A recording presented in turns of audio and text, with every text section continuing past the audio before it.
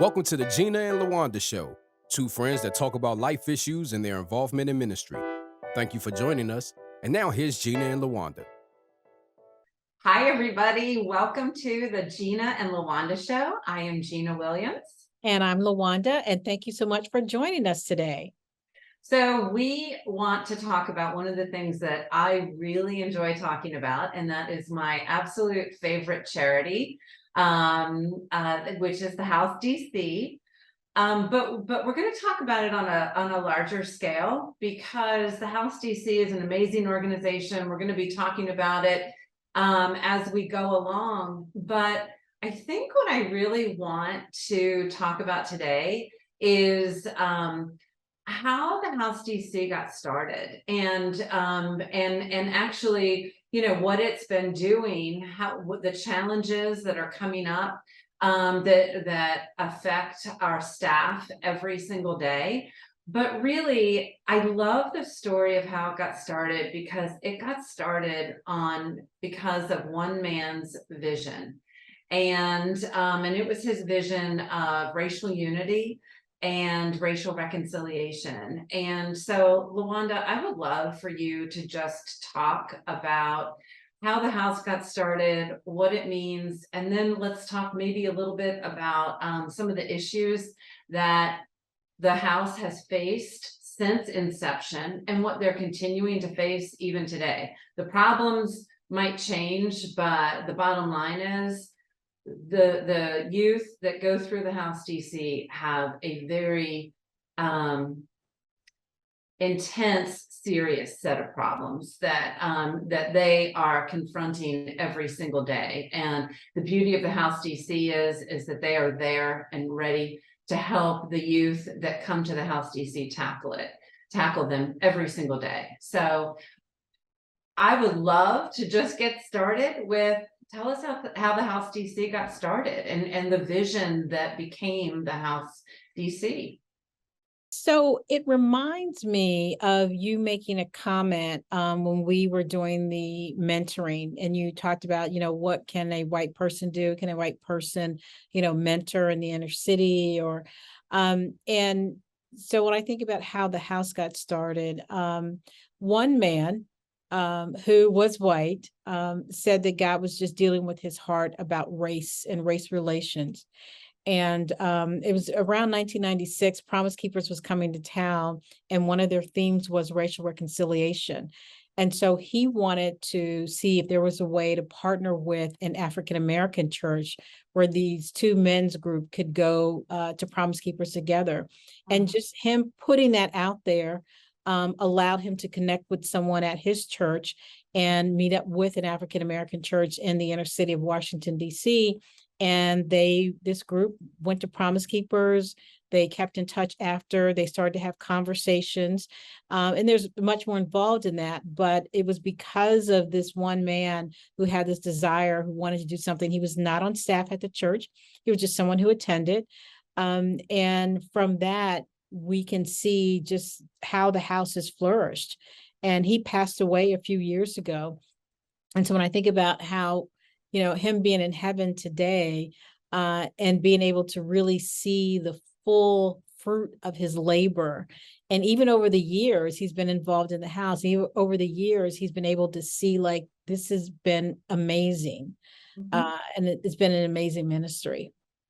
That is it really is exciting. And what's even more exciting is the idea that when he got to heaven, he was able to see the full tapestry of everything that was going on that brought together the House DC.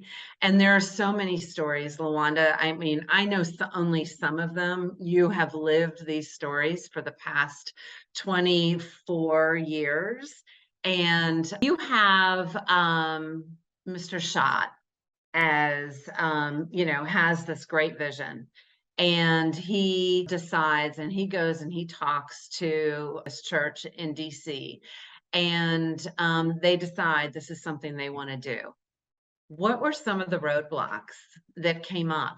And I guess I want to understand, what were the roadblocks as it related to the desire of his heart? He wanted racial reconciliation. He wanted to bring together Black and white people and to work together in the community to help the community. Were there bumps in the road at the very beginning that he had to overcome? Was he discouraged? Like there's a lot of people that would say that's not going to happen, or well, that's a silly thing to have happen. Did he experience those? If you do, you know that whether he experienced and whether all the folks experienced that from the beginning. Right. So Richard is named Richard Sean. So it was actually someone who attended his church who I think was on staff that was able to meet with the African American church first and then kind of brought them in. And after they met and they started really talking about what it would look like to do something together, I think that's when you saw the bumps, happen, because here you've got these two churches, and the House DC is a 501c3. We're independent organization, as we always have been. But here you had these two churches who had incredible intention. And so the challenges is there's challenges when you first start a business anyway. In the first 5 years, it's like there's just so many challenges. And then when you put race on top of that, it can be even more of a challenge. So I think that and how I really became involved is that they had just completed or getting close to their 2-year anniversary. And there were just a lot of challenges. People had wonderful intentions. But, I would be, dancing around saying that there definitely weren't challenges, and how, the Black group perceived the white group, and the white group perceived the Black group, and just the disconnect there. And so when I was being told that, I was volunteering, at a church, and at that church, as a matter of fact, and I'm listening to all this, and I just heard it, and I attending a party, and I was at Mr. Schott's home, and ended up staying, after, and then he started just sharing a whole lot of things to me. So what I understood from my background, I went to Christian schools. We were the first Black family who attended 3 Christian schools in Maryland, DC, and Virginia. So all of us we all integrated these 3 Christian schools, prominent Christian schools, back in the late 60s. And so being raised in an environment where, I went to all white schools all of my life, and yet I'm at home with my Black family and my Black neighborhood. And then in my home life, because my mom had a daycare center, and my father's friends and my mother's friends, it was just always a mixture of people. So I grew up in this very mixed environment, which was very unusual for the 60s and the 70s. So that allowed me to have a deeper understanding of what the issues could be. So when I'm listening and I'm hearing, from Mr. Schott about just some of the challenges, it didn't surprise me. It made sense. And they asked me if I would come on board to just kind of like come on in there. And so I was really equipped, just having an understanding, and then was able to have both churches just continue their work with the House DC for, a number of years, and kind of come alongside of us to continue that work. Which is such a blessing, because had one of the churches decided that that wasn't something they wanted to do, that would have kind of negated the idea of black people, white people coming together, putting, and working together to to help kids in the inner city. Yeah. Would you mind sharing what some of the misconceptions were about different groups? Like, is there like how did were the white people considered, like, did they walk in and say, well, this is our gig, or did the Black people walk in and say, well, no, this is ours, you can stand back? I mean, was it fighting for control, or were there other issues that came up? Oh, wow, that's a loaded question. Oh, Now, what I will say is that the perception, what was going on, the Black church felt as if the white church was the controlling church, and that the white church had all the better ideas, and things should be done this way, and things should be done that way. And the white church was massive in size and in Mhm. resources compared to the Black church. That was a small church in Southeast DC. Um, and and then for me attending the church, what I can say about the pastor of the large church, because I was attending that church at the time, is that he's this perfectionist, and Mhm. quality means everything. And I remember sitting, and when I first started listening to him, he just reminded me of the way I see things. And he reminded me of my mom. Mhm. She's this perfectionist, things have to be done right, quality, and that's how I see things. That's why I had never wanted to be involved in ministry. And certainly not working in a church environment, because I always thought that the church um, did things on a quality level that just wasn't like corporate America, which I was used to. And so you had that, and then you had from the white church, it was, well, we're just trying to help, and we're not getting the kind of responses that we need right away, and people are not responding, in immediate fashion the way that we need them to. We're not quite sure everything that's going on there, what's happening, that kind of thing. So, and I think from when I go back and I kind of think about that, I think both positions were valid, Mhm. and both had reasons and legitimate concerns that were going on. I absolutely see that. Um, I think I think that the problem really was, it's like in a marriage, if you get married um, and to someone that you dated, and it was always hostile and it was always bad thing. And you're like, you know what? Time's gone by. We're going to get married. And then you just think that everything's going to disappear. And you did not, before you got married, just really spend time, a lot of time talking. Now they did spend time, they hung out, they, had breakfast once a month to talk about what it would look like to work together. I don't know how deep they went into the race part. And I also don't know how deep they went into attitudes and feelings, as well as what do we do when a situation comes up and a situation arises? Um, how do we communicate that so that Mhm. one group is not being offended? When you and I were involved in we did this thing, Racial Unity Path Forward. One of the things that we did is we talked about tough things, but then we went into what we call our caucuses, and all the white people went into the white group and the Black people went into our Black group, where we could freely talk amongst each other how we were really feeling about that topic or that situation. And then we had someone who had the right demeanor and the right way to communicate it to the broader groups once we got back together. And you just really saw how that works. And so when you're dealing with something that's very tense, it's like even when you go to marriage counseling, it's not like the counselor goes, okay, you two work it out. Otherwise, there's no reason to go to counseling. Right. They're listening to this one, the person can freely talk, the other can freely talk. And then you've got this mediator who can come in and kind of figure out how to mediate that. And I don't believe that that was something that they had. Yeah. And like listening to you, we are talking about bumps in the road.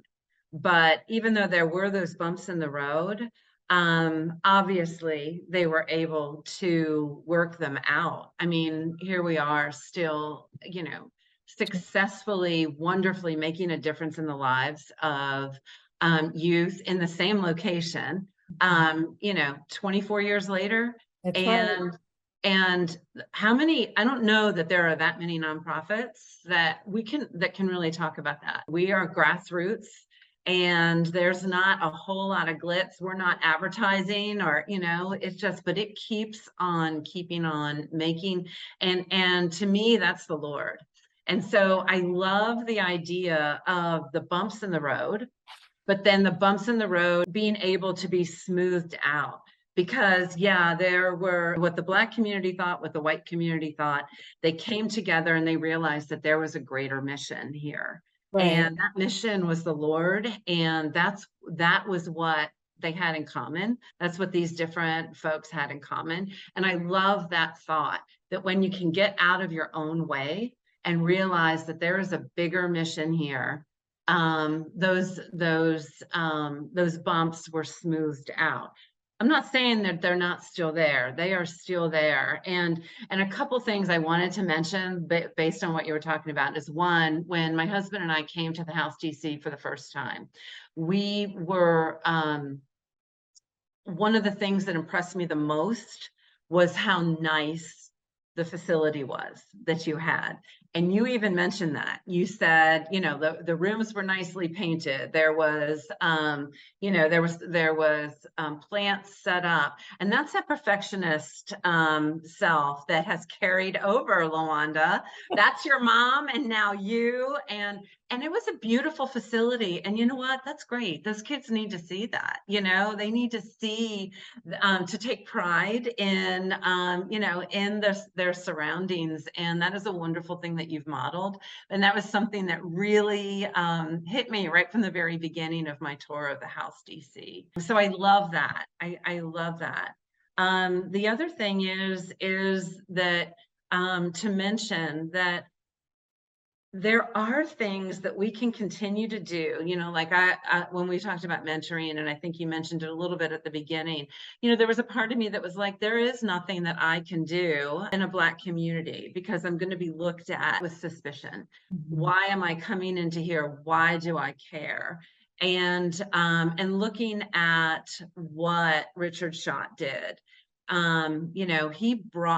he brought everybody together. And again, it was purity of mission. It was his heart speaking to him and telling him, this is what I want to do. And I love that. I love that in the sight of Jesus, we can make a difference. We can overcome the very different backgrounds. And this is one thing that I learned from the racial unity group, that Path Forward that we worked on together, LaWanda, is as much as we want to say our experiences in this country, at least at my age, are very different. And I think acknowledging that is important when you start out.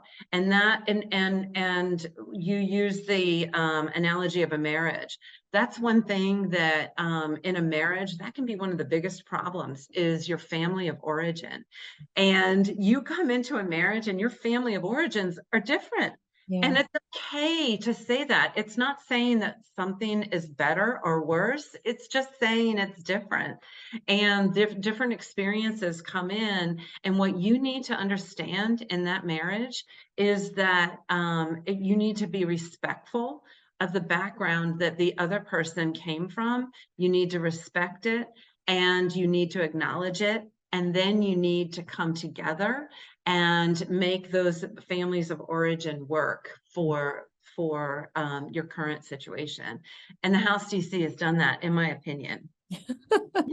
Thanks. Just in my opinion. So, yeah, you said something. I had to take some notes. I'm like, she's going to go on. I got to start writing down stuff so I don't forget. Well, I go on, so we do have our 2 and 3 hour lunches, LaWanda. I know.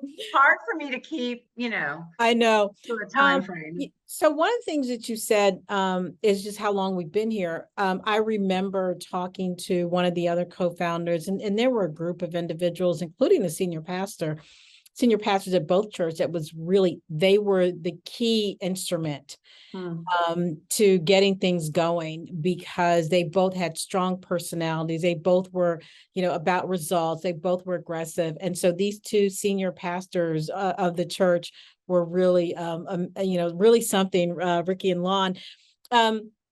So what I will say is that I remember talking to one of the co-founders. I was in his office. He was one of the pastors at the larger church. And he said he was told, and this was around the 10th year or or no, maybe it was 5 years into the house. I can't remember exactly. He said he was told that a Black church and a white church, or a Black group and a Black white group, would never make it in ministry together. They've never seen it happen, and that the house was not going to last. And so at our 15-year anniversary, so this was like within 5 years, okay. Mhm. And at our 15-year anniversary, Richard said to me, he goes, we were having lunch, or it could have been our 20th year. Yeah, I think it was more like our 20th year anniversary.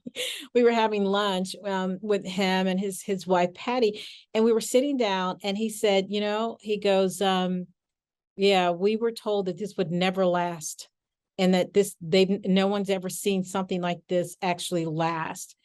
And that was 20 years. And of course, we're celebrating 24 years this year.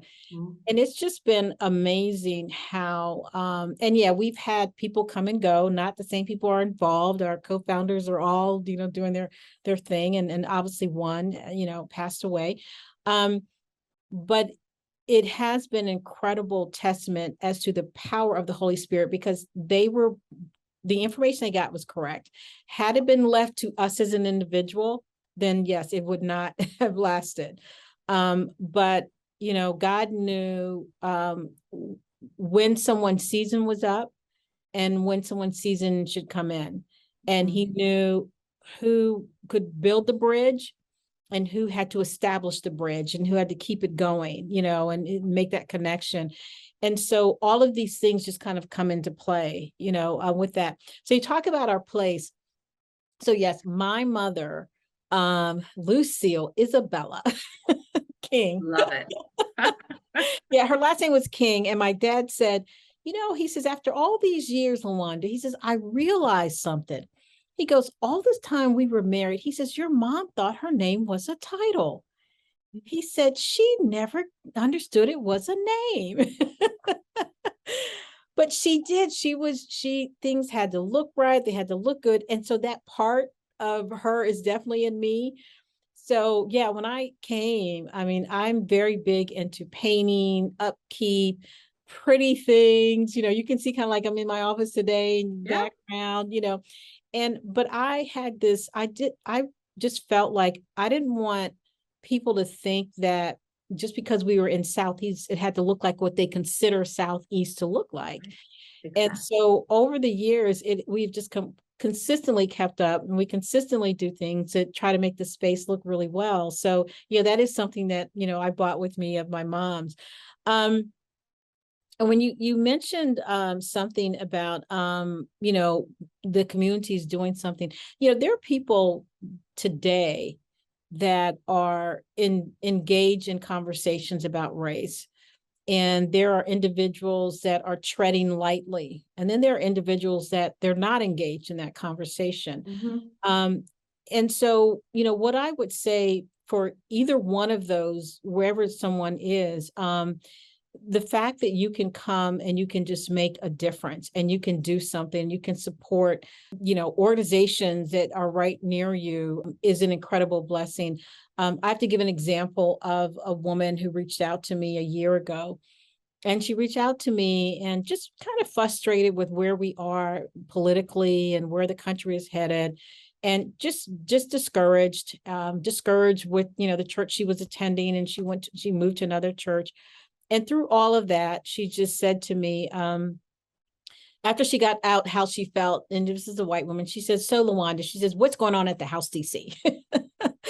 And I guess she wanted me to, to communicate what I thought. And I just, at that time, I didn't think it just wasn't the timing to do that. But I did tell her what was going on. I told her what was happening, what we're doing, the needs, that kind of thing. And she said, well, I would love to bless you guys with some of the things that you want to do that you can't do. And it was incredible. Her and her husband talked, and they did. And this was someone that just the conversation was not where she wanted to be. So instead, she just put action, and she just put forth action.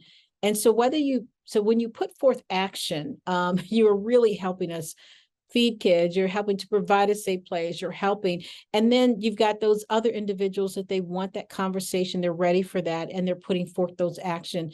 And, God has just blessed the house with individuals wherever they may be in their journey. Just bless them with looking at the needs that we have, as well as, organizations throughout the inner city that are faith-based. Organizations are just, they have the need to have the body of Christ come alongside of them and support what they do. Yeah. Yeah. And I am so thankful for those people coming alongside the House DC, because yes, we are providing physically for these young adults, but in my opinion, we are providing spiritually, and these kids they need the Lord. There are so many issues and problems that these kids are facing today, so many external influences that just have bombarded them. Really is almost, well, I mean, I'm just going to say it. I think it's demonic. A lot of it is demonic. And what the house is doing is combating it on the front lines. And I am so thankful for everybody who comes alongside and supports the House DC. One of the things that we're going to talk about in future episodes coming up are some of those issues that our staff seeing day in and day out. And they're serious. And you look at them and you think, how are we going to be able to combat this? It's too much. It's too strong. And praise the Lord that the Lord's hand is on the House DC. I am so convinced of it. There's no reason, like we've said already, there's really no reason for this organization to still be going strong. And we're not like flush with cash. No, we're not. but we are there day in and day out. I mean, the staff is, day in and day out making a difference, trusting in the Lord, trusting in his provision to come when it's needed. And I can't wait to expose our listeners to and the folks that are watching to the problems that we're facing right now. And just, I think you're going to be overwhelmed with this sense of praise the Lord for the House DC, but also, wow, I can be helping, I can be praying, I can be supporting, I can be, financially, I can be calling the Wanda saying, just tell me what I need to do. Do you want me to write a thank you note, to a donor? Do you want me to, look for a job at my company for one of our life skills students? I mean, there's so many things. And, but honestly, with the current problems and the current issues that we're facing day in and day out in the House DC, I think it's going to be very interesting for all of you to understand a little bit about what the House DC is facing day in and day out, and not just the House DC. I really think it's socioeconomic, but what a lot of communities are facing today. And these are our next generation. These are the people that we're going to want in office one day, and that are going to be leading our country one day. We need to get down to the grassroots and make a difference. And so that's coming up. And I thank you for listening today. I thank you, LaWanda, for telling us about the House DC and about how it got started and overcoming the bumps in the road, and, and especially the racial component. Thank you so much for sharing all of that. Yeah. And, When you were talking about what's coming down the road, it's a pleasure to be able to share.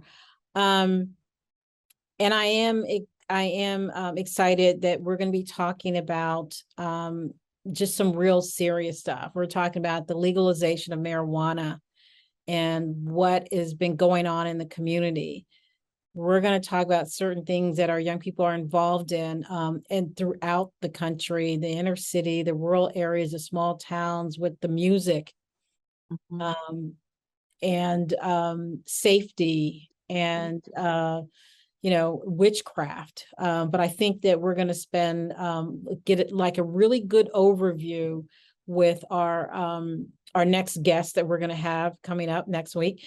And then we're going to dive deeper into particularly the opioid crisis as well as the marijuana usage in the inner city. So thank you so much for joining us today. We just are so glad that we can spend some time with you. And again, I am grateful to be here. And LaWanda saying hello, signing out. Hope you have a great week.